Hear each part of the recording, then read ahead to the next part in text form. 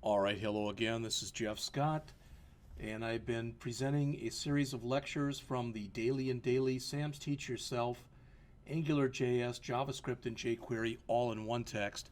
The text which will be used for both the 152, 167 Ajax and JavaScript website development and 152, 164 design and implementation projects classes.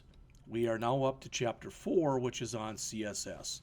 In this chapter, as mentioned in the objectives here on the top of page 105, we will learn how to add CSS to HTML documents, learn how to use CSS selectors to apply styles to specific HTML elements, learn how to apply color, images, and backgrounds to HTML elements, create borders around HTML elements, use CSS to define the look and feel or look and layout of a web page, and start designing CSS to be used later by Angular, jQuery, and JavaScript code. So the last chapter was almost solely on HTML. We had a little bit of CSS, cascading style sheets in there, but they were in there as an afterthought. This chapter is all about presentation, which is what CSS is about. Remember, you can add CSS in different ways. If you add no CSS whatsoever, there is default CSS that is provided by each browser. All right. You can also use, typically it's done via a span, to grab individual elements that are on a web page and apply CSS to them. You can use a style tag to apply things just on a particular web page, and you can use the link tag to bring in an external style sheet that you can use throughout an entire website. And that's pretty much what they're talking about in here. Again, I want us to be loading in CSS from an external file all the time. And as mentioned here on the bottom of page 106, this gives you three distinct advantages. You can link several HTML documents using the same file, which basically gives a common look and theme, so to speak, to your entire site. Your HTML remains cleaner because there's not a lot of CSS that's commingled in there.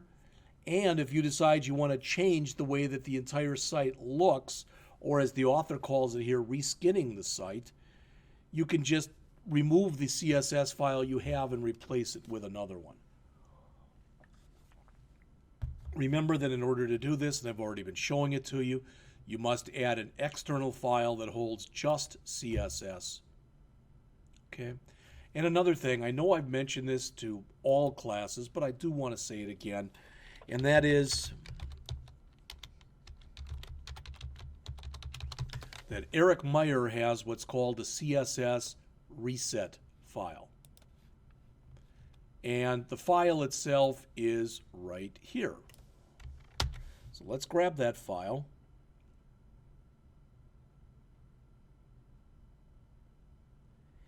And I'll tell you what we'll do. We'll come back in here to what we were working on previously, the CSS styling thing in the example.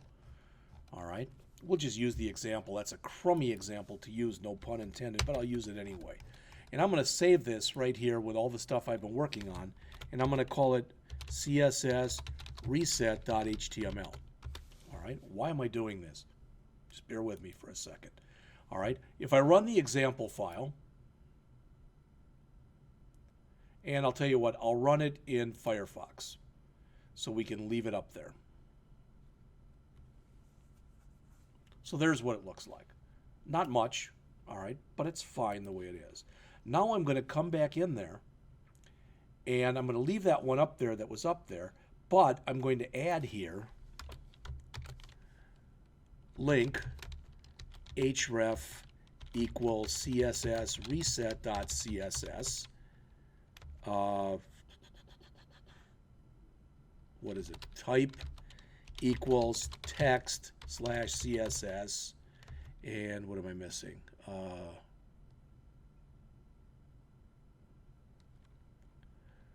There's the link, type, there's href, I know I'm missing something, and of course I, for whatever reason, can't remember what it is right now. So let's go back and look at one of the earlier documents so I'm not wasting a boatload of time in here.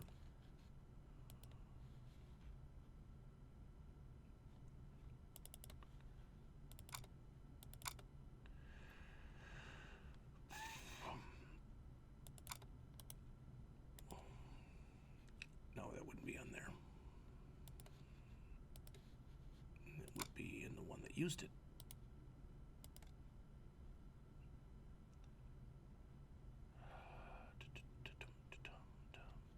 That's the one we did with JavaScript. That's it here. Rel equals style sheet. Why I couldn't remember that is way, way beyond me. Not a problem. Let's fix it.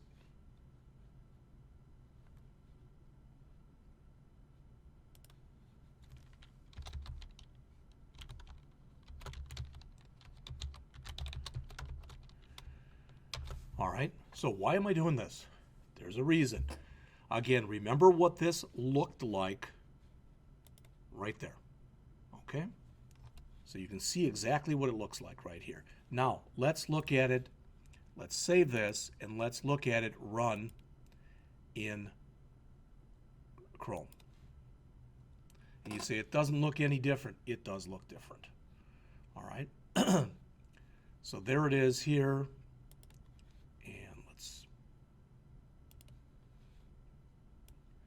Whoops. So right now, it really and truly doesn't look that different, to be honest with you. But what I've done with the reset file is I've told it to remove basically anything that we have in here. I've told it to go and run all this stuff, to take all this stuff and set the margin up to 0, etc. I want to do all that stuff. All right?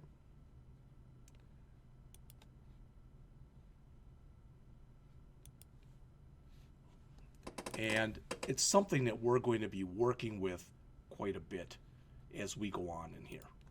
All right?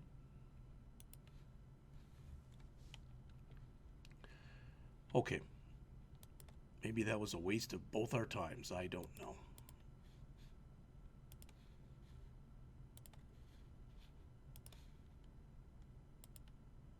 Oh my goodness. Now I just hit... Oh, doggone it.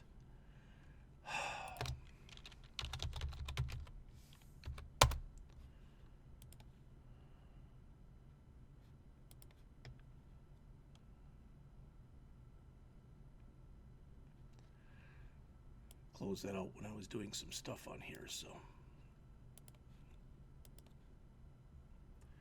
Again, as you saw, we're in Chapter 4. I'm on around page 106.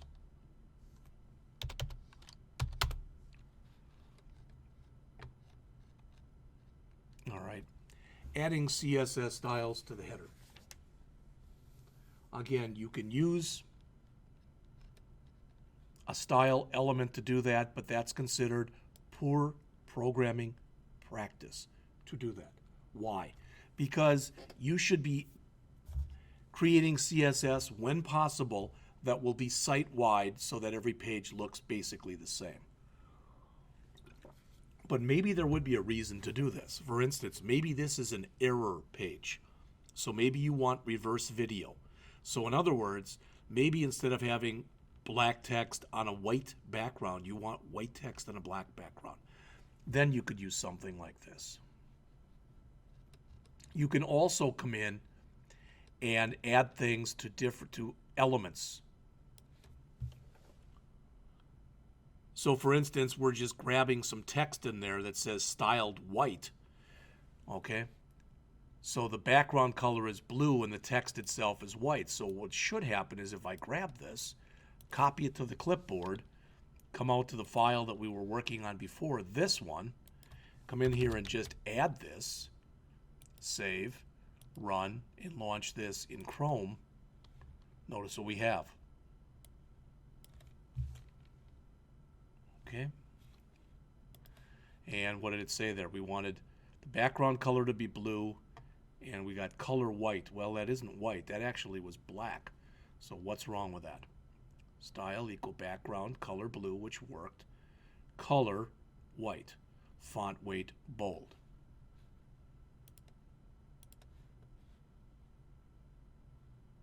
And I'm not sure why when I highlight it that goes white. Just like when I highlight that it goes white. But I'm not sure right now why, looking at that, the color white wouldn't work. Let's try something else and see what happens. Color green.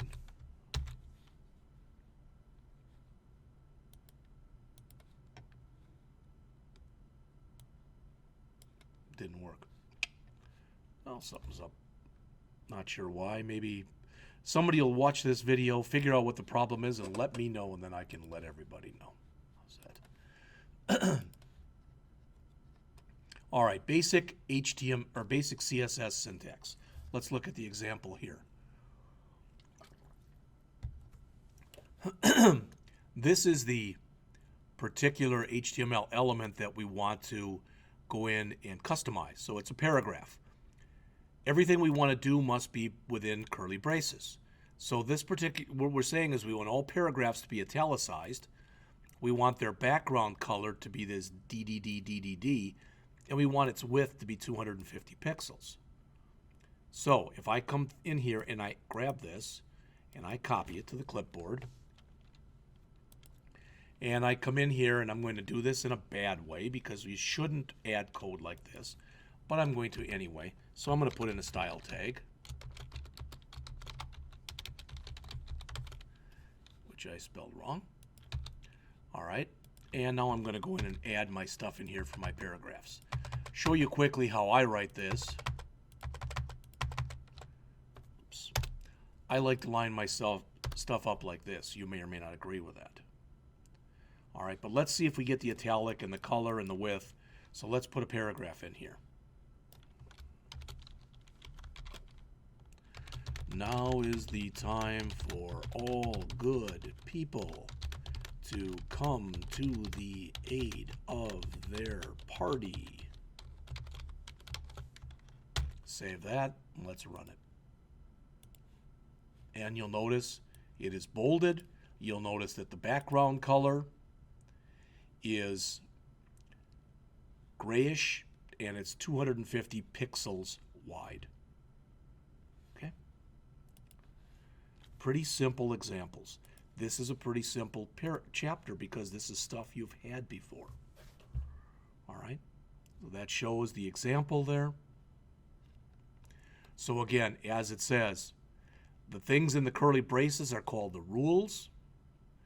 The thing that you're setting is the selector. Okay? And the rules themselves are made up of property value pairs. Now, turning up here to page 110, what the author mentions here, and it's kind of an important point, and that is for you to understand that when you're putting in some of this CSS stuff, especially the CSS3, you may have to put it in like this. In fact, there's more to it than that. So let's copy that. I'm not even going to put it in here. I'm going to throw it in here itself. All right.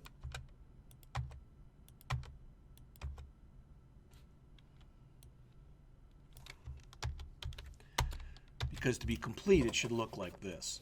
So what the author says is if you put this in, that will handle Internet Explorer 9 and above. If you put this in, it will handle Firefox. If you put this in, it will handle WebKit, which is both Safari and Chrome. If you put this in, it will handle Opera. The reason that you typically put these prefixes in, these browser prefixes, is that different browsers have different types of support for the CSS3 features. Ideally, you put just this in also, you put in this at the end. And ideally, over time, all browsers will standardize on these prefixes. We'll be able to get rid of all these and just have that one. But unfortunately, today that's not the way it works. So that's what the author talks about here. All right, using different kinds of selectors. Okay, if I put div in here, again, looking back at that example that we put in just a couple minutes ago. So where was that? I think we put it into, well, we can look at this one. That's fine. All right. This says I want divs with a class of heading. This says I want divs with a class of content. And you'll notice, what's the difference? There's our headings and there's our content. So you can see that there's different things that are shown in here. Now, had I gone back and changed it, instead of this saying div class equal heading and div class equal content, let's put something else in there. Okay, so there's heading and there's content. But let's come in here and say this. Let's just say, let's change this to say all divs. I want all divs to be what?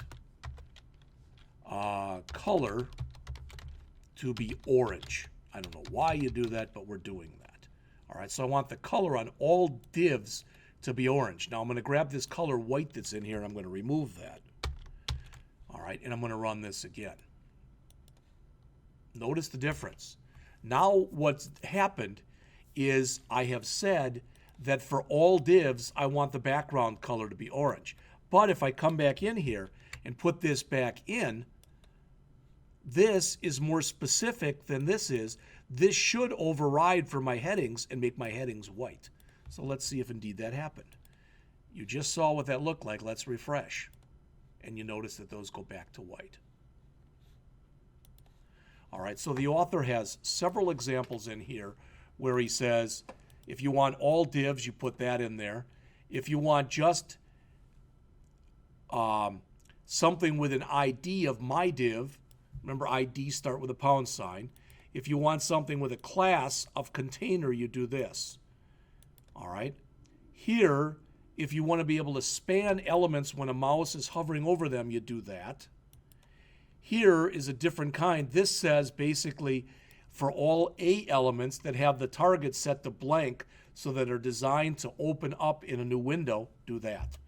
So there's a lot of different things. You can combine things. This says for all divs, all spans, all paragraphs, and all menus, or all things with a class of menu, do this. You can put them on the same line. You can do them in a lot of different ways. And there's a nice table here on page 111, and it goes on to page 112 that gives examples. All right? But it's like anything else. The only way that this will make sense to you, the only way that you will understand this is if you practice, practice, practice. And again, as mentioned previously, I would strongly suggest going out to w3schools.com, all right, finding in there under tutorials, going into their CSS tutorial. If you think you're at all deficient in this, in much the same way I would suggest that you go in and under tutorials, you go through their HTML5 tutorial, you also go through their JavaScript tutorial, and if you want to get a leg up, you can also go through their jQuery tutorial, and finally you can go through their AngularJS tutorial. Okay? All right. CSS, some of the things that you work with in CSS include colors, as you notice here on the top of page 113. CSS has color names, and there are 147 predefined color names. If I wanted to know what those were, what would I do?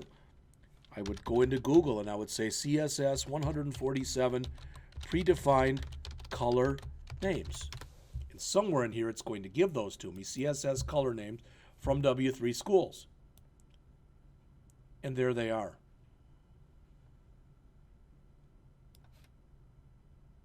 It says here there's 140, so one of those is right, one of them is wrong. It's really not that important. You can use hex values. You can use RGB, which are just the red, green, blue equivalents of the hex values.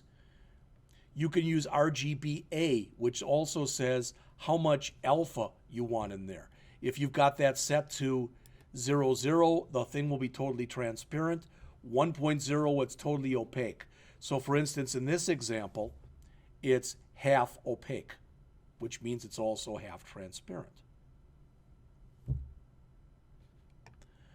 All right, you can also work with some of the newer things like HSL, which is hue, saturation, and lightness, and that also has an alpha component. So if we look at the example that's here for Chapter 4, and I'm not sure what this one is called. All right, trying it yourself. Some different colors. So let's see what we have in here.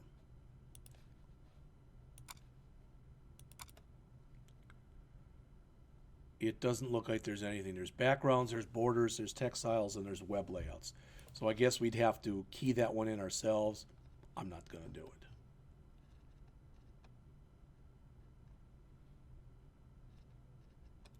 Some of the other stuff that you can work with, and this is several pages long, starting on page 114. You can align text, left aligned, center aligned, right aligned. You can work with letter spacing. So notice, as it says there, with tight text, you're jamming stuff together. You can work with word spacing, so the amount you've got between words. You can play with line height. You do a lot of this stuff for different effects. You can work with text decoration. This is used a lot to use text decoration none to take out if you are working with hyperlinks to remove the underline. You can work with indenting. You can transform, all right, to use, for example, all caps. You can use overflow, which says what happens if you've got too long of an area, too small of an area to hold your stuff, all right? And they say if you do that, then you can say whether you want the text to overflow or not overflow. So this example that they give in here, it's text styles, which was one of the ones that was in here.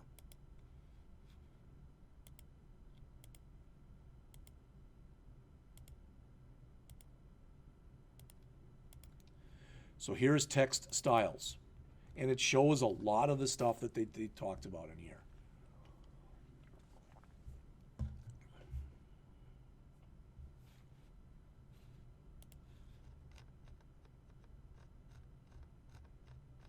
Again, these are all explained. My goal here is to spend 30 to 40 minutes, maybe an hour with some of these, and just go over with you. Notice I'm already at 22 minutes here. Just go over and hit some of the highlights in the chapter. This should all be review to everybody who's in here. Gradients, which are more a CSS3 or a later types of thing, where you can kind of go from one color to another color. And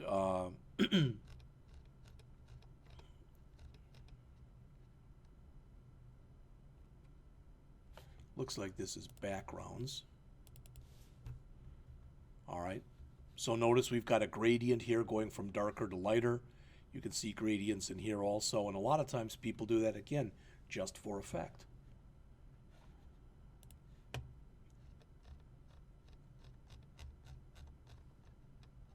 Borders, same kind of thing. You can put in borders. You can play with their colors. You can play with their widths. You can play with their styles. You can put a radius on there, so if you want rounded type of borders, you can put shadows on there. And again, if you look here, it's also in your Chapter 4 stuff under borders. There are examples. Some of those are just plain butt ugly.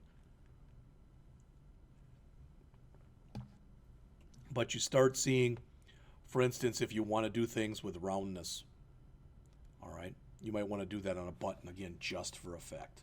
You might not.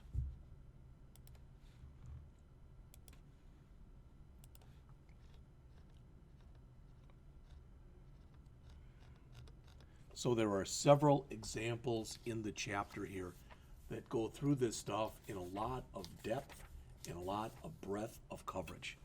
All right? I'm going to do this just for chapters 1 through 6 in here, and I'm on 4 right now. I don't know if I'll have time to do the other 2 today, but they'll be there by the time the semester starts. What I plan on doing in that first week of class is like a buzzsaw, just going through chapters 1 through 6 very quickly. Right? Because I want us to get into chapter 7 right away, because 7 through 11 is pretty much on JavaScript. Much of that material, much of that will also be review. Then we jump into the heart of the class for the 152, 167 class, and that's jQuery. I'm going to spend a lot of time in jQuery in both classes, both the 167 and the 164 class, to make sure that you've had an adequate exposure to jQuery. Here's different things you can set your pointer to. Opacity, we've talked a lot about already, to make things look transparent or opaque. All right, applying CSS properties. This is an important concept. This is one that should have been explained to you regardless of whomever you had the 152, 157 class with. You should have talked about the CSS box model. All right, this is your content. Around the content is the padding. Around the padding is the border. Around the border is the margin. There is a thing that I've shown in my classes before that you may or may not have seen, and it may or may not help, but what is it? I want to go through Red Melon CSS Box Model. This is one I've shown. I kind of like the way that this looks. And of course, it's not there anymore. Let's see. Well, this is an interactive box. This is the same one they used to have on Red Melon. But if you look in here, they're showing you everything that's in here. And as you move this, you can see what's happening as you increase any of this stuff. All right. It says, this is my basic CSS box model demo, inspired by the good John Hicks. Well, that was, I believe, originally at least under Red Melon. And I like what's done in there. Notice it says, made by redmelon.net. All right. But you have control over all of this stuff in here. So you have control over how much padding you set, how much margin you set, how much border you set, how wide your actual content is, and that's what they talk about in here. Okay? You can also do things like float. And they talk a little bit about this in here. Here we're floating left, here we're floating right. Typically when you do float, it's because you're doing it for effect. You want something to be pushed far left and pushed far right. And it's very important that after you're done floating that you clear your floats. All right, by using a clear both attribute. Also important types of stuff in here on 135 on the top of the page. They talk about positioning. Notice you can position in one of three ways. You can position fixed, where it's relative to the current window, absolute, where it basically doesn't change, and relative, where it's relative to the normal position it would have. Sometimes you've got a bunch of stuff that you're showing, and you want one or more things to be in the foreground and one or more things to be in the background. To do that, you can use the z-index property. And with the z-index, the higher the number you give, the more towards the foreground it is. The lower number you give, the more towards the background it goes. You can work with overflow, which says if you've got 10 pounds worth you're trying to show in a 5-pound bag. In other words, you've got too much content for the area that you gave to hold it. You can say, well, what do you want to do? You can make it visible anyway, where it just will overflow the boundary that it has. You can hide it if the content is too big. You can use scroll bars as they're needed, or you can automatically put in scroll bars. And they have another example here. So there's an example with scroll bars. There's one last try it out on this page right here that goes through a lot of the stuff that was just mentioned.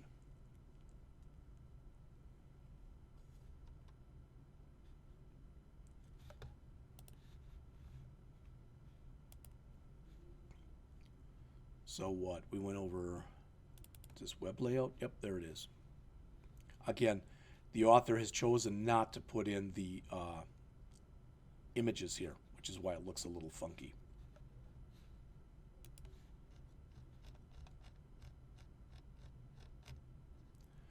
Preparing CSS styles for dynamic design on page 140.